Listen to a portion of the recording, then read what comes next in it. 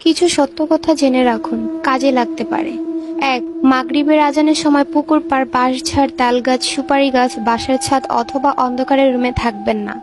অস্বাভাবিক কিছু দেখে ফেলতে পারেন। ২. গভীর রাতে একা রাস্তার হাঁটার সময় যদি দেখেন কালো কুকুর বা কালো বিড়াল আপনার বাম পাশ থেকে আপনাকে ক্রস করার চেষ্টা করছে, তবে এটাকে কখনোই বাম দিক দিয়ে ক্রস করতে দেবেন না, আপনার ক্ষতি হতে পারে। ৩. চার রাস্তার মোড়ে গভীর রাতে একা দাঁড়াবেন না। আপনি ভুল পথে যেতে পারেন, অর্থাৎ আপনাকে ভুল পথে নিয়ে যাওয়া হতে পারে। ৪. যদি দেখেন বাঁশঝাড়ের কোনো একটি বাঁশ কোনো কারণ ছাড়াই নিচু হয়ে আছে, তবে ওই বাঁশের ওপর দিয়ে যাওয়ার চেষ্টাও করবেন না, আপনার ক্ষতি হতে পারে।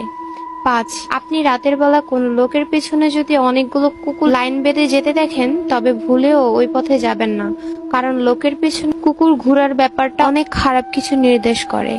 ৬. ঘুম ভাঙার পর যদি আপনার মনে